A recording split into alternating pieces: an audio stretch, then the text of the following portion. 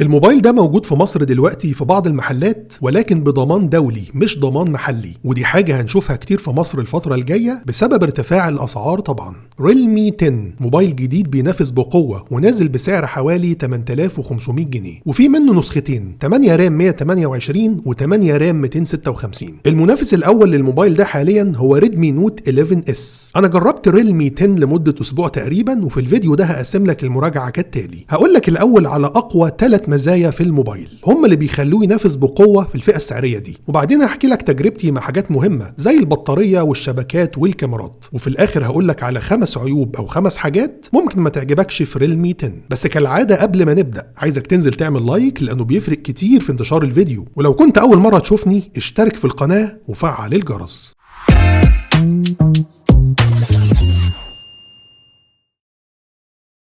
لو هتشتري الموبايل او هتشتري اي حاجة من موقع نون، استخدم اكواد الخصم بتاعتنا واللي هتديك خصم اضافي. لو بتشتري من نون مصر اكتب DY5 او GF10، ولو بتشتري من نون السعودية او الامارات اكتب RA4 او GL50.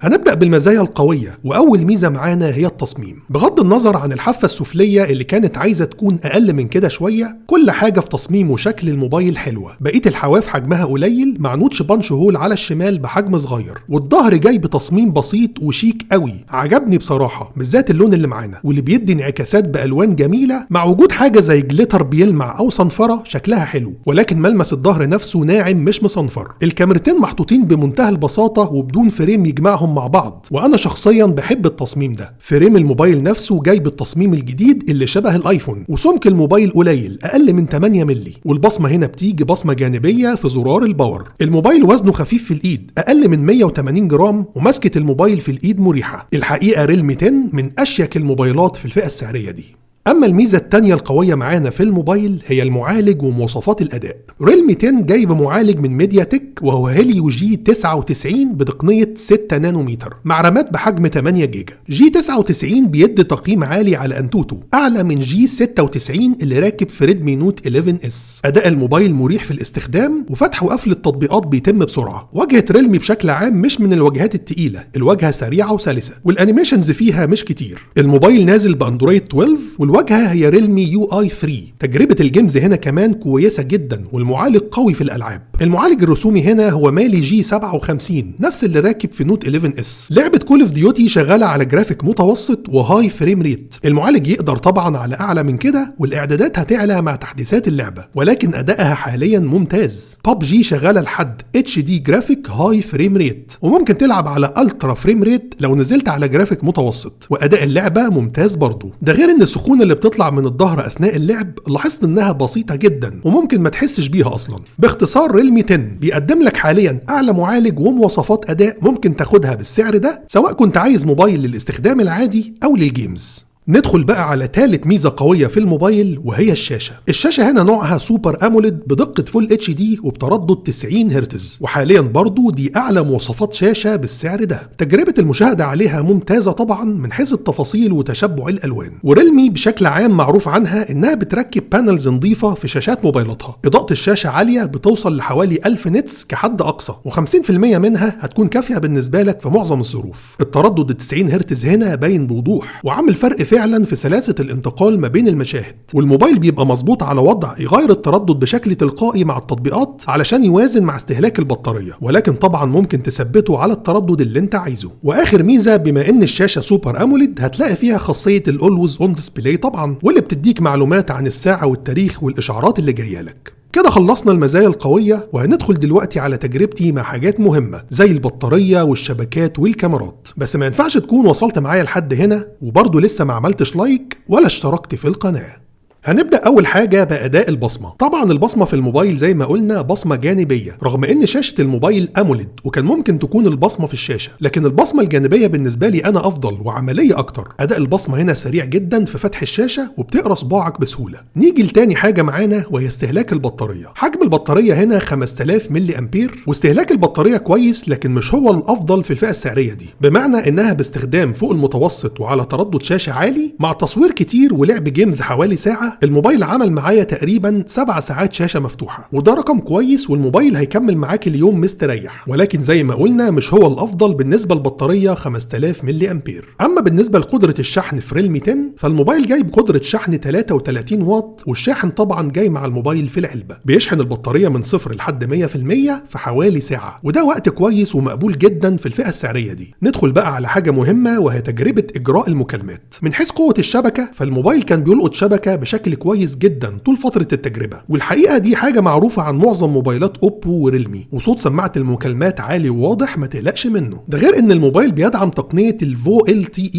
واللي اتكلمنا عنها قبل كده، والموبايل طبعا شغال على شبكة ال 4G. ريلمي 10 موجود فيه مايك للضوضاء بحيث الصوت يوصل للي بيكلمك بشكل اوضح لو كنت بتتكلم في مكان دوشة. كل ده ممتاز طبعا، لكن الحاجة المهمة هنا هي وجود مستشعر تقارب حقيقي في الموبايل ومش بيعتمد على السوفت وير فقط زي معظم الموبايلات دلوقتي، وده مخلي اداء الاستشعار ممتاز، والشاشة مش هتفتح طول ما الموبايل على ودنك. وابلكيشن الاتصال هنا بيدعم خاصية تسجيل المكالمات، ولكن بيتم ابلاغ الطرف الثاني لما بتبدأ تسجل المكالمة. ده بالنسبة لتجربة المكالمات. ندخل بقى على التجربة الصوتية. بالنسبة للسبيكر فالموبايل جاي بسبيكر مونو مش ستيريو، يعني الصوت بيطلع من السماعة السفلية فقط. السبيكر بيدي صوت يعتبر عالي مع جودة معقولة، وفي خاصية في الموبايل بتعلي الصوت بنسبة 200%، يعني الضعف تقريبا، وبيبقى عالي فعلا، ولكن طبعا جودة الصوت بتقل كتير في الحالة دي. باختصار السبيكر هنا مش وحش، لكن مش هو الأقوى في الفئة السعرية دي. كذلك برضو نفس الكلام بالنسبة لمخرج السماعة 3.5 ملي، بيطلع صوت في الهاند فري بدرجة معقولة، لكن مش هو الأفضل.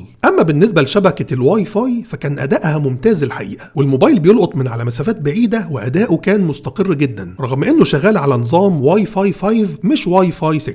وآخر حاجتين معانا قبل ما نشوف الكاميرات هي إن الموبايل بيدعم تركيب كارت ميموري مع شريحتين اتصال، مش محتاج إنك تشيل الشريحة التانية. ده غير إنه جاي معاه في العلبة كل حاجة ممكن تحتاجها، الشاحن طبعا مع كابل الشحن، كفر يحمي الظهر، سكرين بروتكتور ملزوقة على الشاشة. وصلنا لآخر حاجة معانا قبل ما نقول العيوب وهي تجربة الكاميرات. ريلمي 10 مفهوش كاميرات خلفية كتير، هي واحدة أساسية بدقة 50 ميجا بكسل، ومعاها كاميرا بتساعد على العزل بدقة 2 ميجا بكسل. الكاميرا بتدي صور كويسة جدا من حيث التفاصيل ومعالجة الألوان، والصورة بتبقى حادة أو شارب. الوضع العادي بيشبع الألوان، لكن في نفس الوقت بتبقى قريبة من اللون الحقيقي. أما لو فعلت وضع ال AI هتلاقي تشبع الألوان زاد في الصورة بشكل واضح، والإضاءة كمان زادت، وده بينفع قوي لو ما عندكش إضاءة كافية في المكان. كنت بصور في وقت السما فيه كانت مغيمة، والميزة دي فرقت معايا زي ما هو واضح. لكن خاصية العزل في الموبايل ما عجبتنيش قوي، رغم ان في كاميرا مخصصة للعزل، ولكن تحديد الأطراف مش بيتم بشكل دقيق، لسه عايز يتظبط بالتحديثات. لكن الحاجة اللي عجبتني قوي في الكاميرا هو التصوير في إضاءة ضعيفة، خصوصا مع تفعيل الوضع الليلي، واللي بيفرق كتير في إضاءة الصورة. ده الفرق مثلا مع الوضع الليلي في ريدمي نوت 11S. واضح ان الصورة في ريلمي 10 افضل طبعا. اما كاميرا السيلفي هنا فدقتها 16 ميجا بكسل، بتدي صورة شارب وتفاصيلها حلوة، ولكن معالجة الالوان في كاميرات السيلفي في موبايلات اوبو وريلمي دايما بتفتح الالوان زيادة عن الحقيقة. ده غير انها بتلعب في لون الجلد شوية بخاصية التجميل.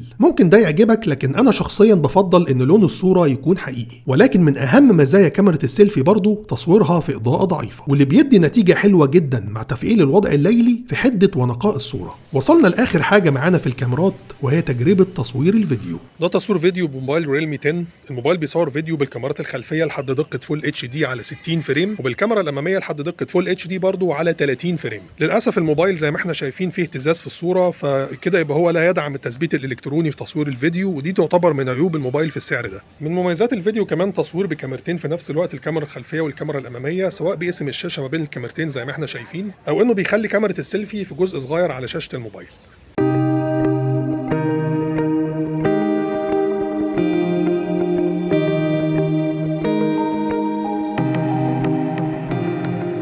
كده خلصنا التجربة، ودلوقتي هقولك على 5 عيوب أو 5 حاجات ممكن ما تعجبكش في ريلمي 10.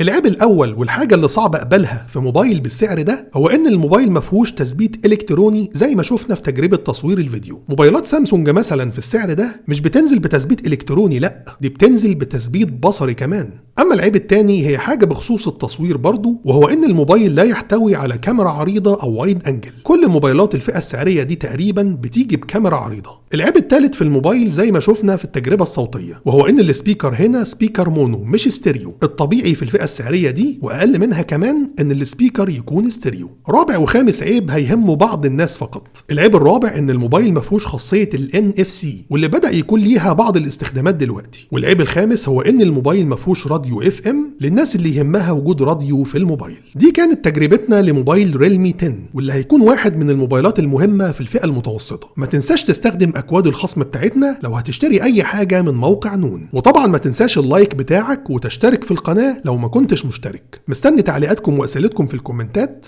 اشوفكم ان شاء الله الفيديو الجاي. سلام عليكم.